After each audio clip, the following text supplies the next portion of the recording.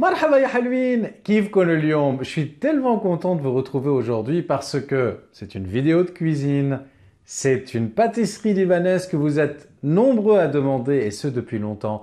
Vos souhaits sont aujourd'hui exaucés. Vous êtes prêts pour l'une des pâtisseries les plus emblématiques au Liban? Alors restez avec moi et c'est parti!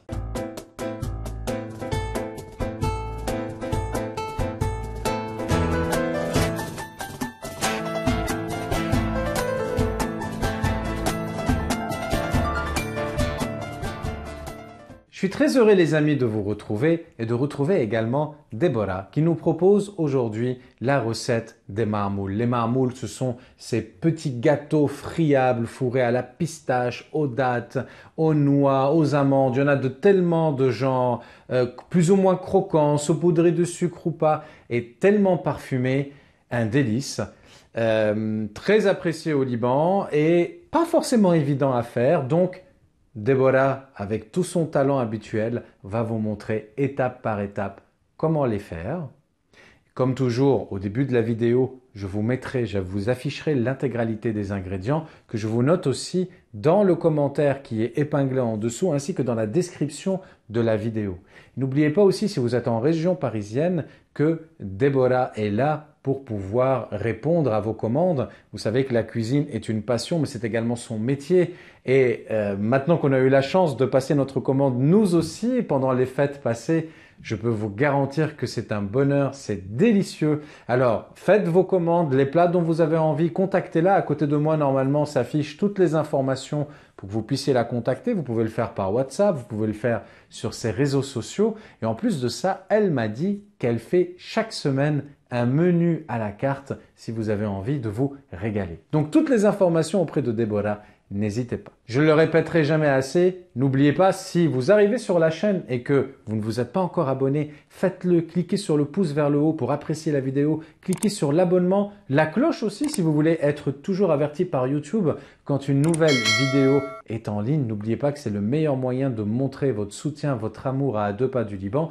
et d'envoyer un signal fort à YouTube que les vidéos sont intéressantes et pourraient intéresser davantage de monde. Allez, sans plus attendre, je laisse la parole à Déborah et restez bien jusqu'à la fin de la vidéo parce que après m'avoir envoyé donc les éléments qu'elle avait filmés, Déborah m'a expliqué, m'a donné 2-3 petites recommandations que je vais vous donner à la fin de cette vidéo. مرحبا كيفكن؟ بعد غياب طويل رجعت لكم بفيديو جديد لوصفة جديدة الكل طلبها مني هي المعمول. هلا جاي فترة الأعياد والكل بحب يعمل المعمول فبنعملها سوا. يلا قلكن شو هن المكونات للمعمول. هلا في اول مرحله انا ما صورت لكم اياها لان انا عملتها قبل بيوم بس حاشرح لكم اياها يعني خطوه بخطوه.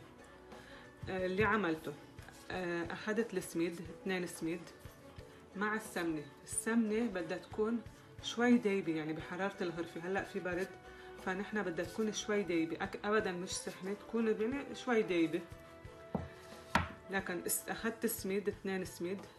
الخميرة دوبتها بقلب المي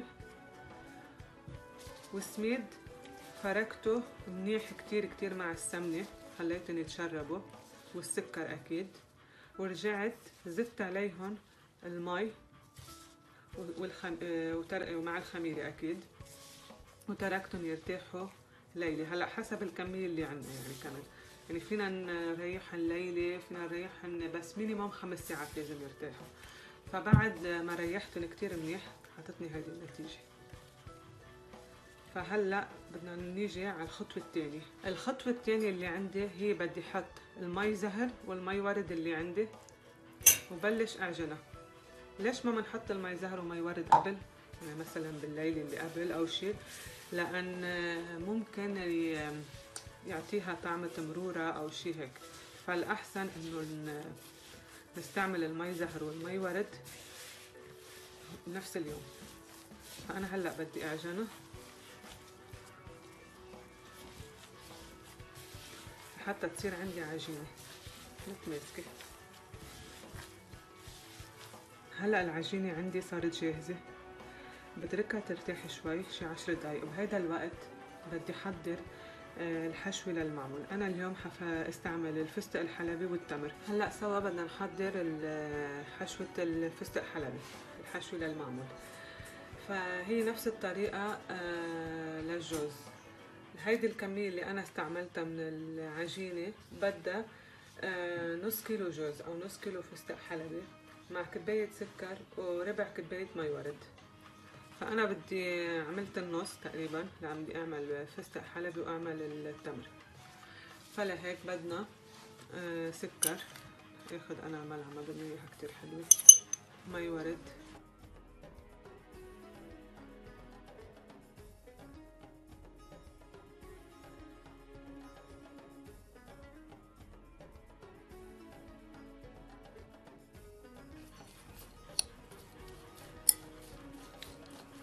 مع السكر هني بياخدوا من بعض.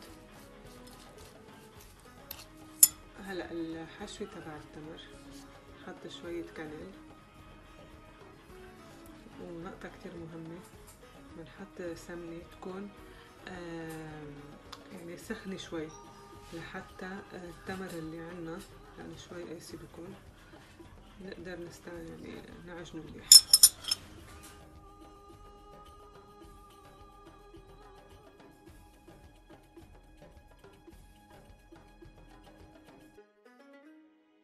نعمل بهيدي الطريقة هيك لحتى يصير عندي عجينة طرية وسهلة لاستعملها.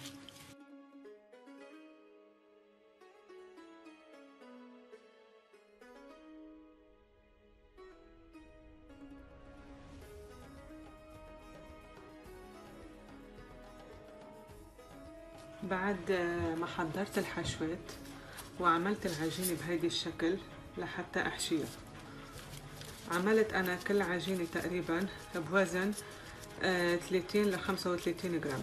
ليش؟ هيك بيكونوا عندي بنفس الحجم نفس الشكل واجمل. فبدنا نبلش.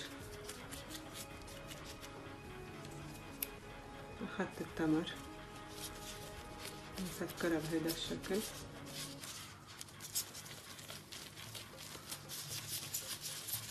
حطها على جنب. نفس الشي للتاني.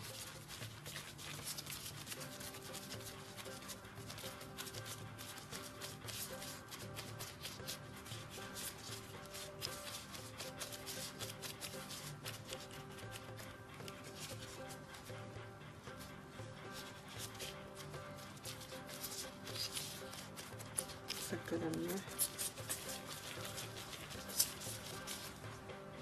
هلا حاعمل وحدة فستق حلبي،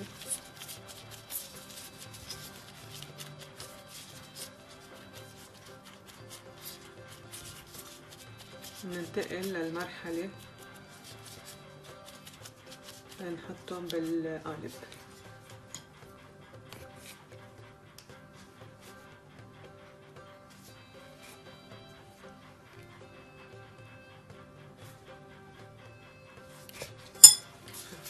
هون كمان نفس الشي بسكر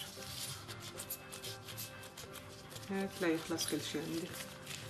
هلا انا خلصت حشي هيدا الفستق حلبي، هيدا التمر. هلا صار وقت استعمل القوالب.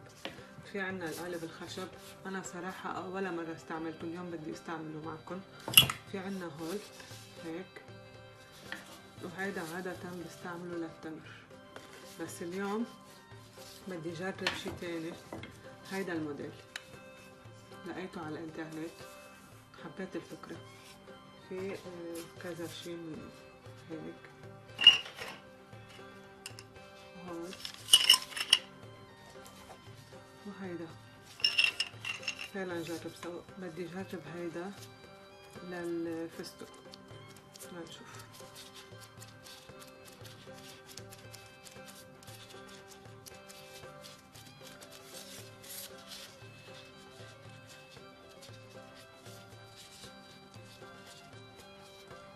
عنا هيدا الشكل هيك.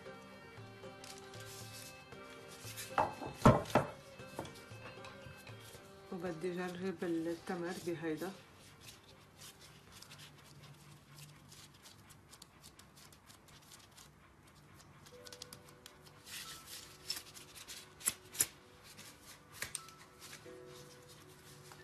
هو شوي صعب هيك، بس صراحة ناطرة اشوف النتيجة لهيدا الموديل، فحاستعمل هيدا الموديل للتمر. حسيت الطريقة اللي إله عن جد أهين كتير هيك.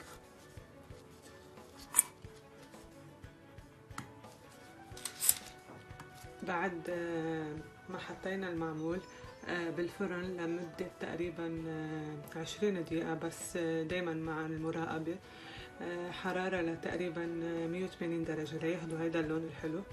هول المعمول بالفستق الحلبي هني وسخنين بسرعة سكرني يعني.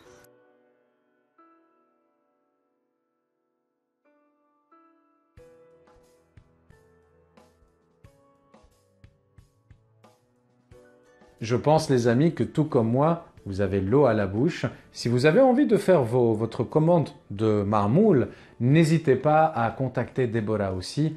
Si vous n'avez pas envie nécessairement de les faire à la maison, si vous avez envie d'une valeur sûre, d'un bon goût, contactez-la. Ce que m'a dit Déborah, c'est que avec les moules traditionnels qu'elle utilisait, faire chaque marmoule avec une pâte de 35 grammes était vraiment le bon dosage. Avec les nouveaux moules qu'elle vous a montrés, elle a un peu regretté, elle a trouvé que la pâte était un peu fine. Il aurait mieux fallu peut-être partir sur du 40 grammes par boule. Deuxième chose qu'elle m'a dit aussi, c'est que la recette qu'elle a suivie là, c'est une recette qu'on lui a conseillée avec de la semoule fine. C'est très bon, mais ce n'est pas forcément la consistance qu'elle apprécie le plus. Vous savez que les marmoules peuvent avoir différentes consistances. Elle aime bien un marmoule peut-être un peu plus, pas croquant, ce serait trop dire, mais avec peut-être un tout petit peu moins de finesse dans la pâte. Elle vous conseille donc d'utiliser la semoule moyenne. Les amis, j'espère que cette vidéo vous a plu. C'était un plaisir de la partager avec vous. Si vous vous lancez dans la préparation des marmoules, il me faut absolument les photos, que ce soit moi ou Marie. Alors n'hésitez pas à nous les poster dans notre groupe Facebook directement, que vous connaissez bien maintenant. N'oubliez pas qu'on est sur Facebook, qu'on est sur Instagram, qu'on est même sur Telegram. Venez, le groupe grossit petit à petit. Je communique dessus comme je le fais avec les réseaux sociaux, mais j'aime bien aussi rajouter 2-3 petites infos, parfois au quotidien, pour vous faire des petits clins d'œil, vous qui êtes avec moi sur Telegram. Je vous embrasse très fort. Tobo ahal connectir ou bye bye ya halwi.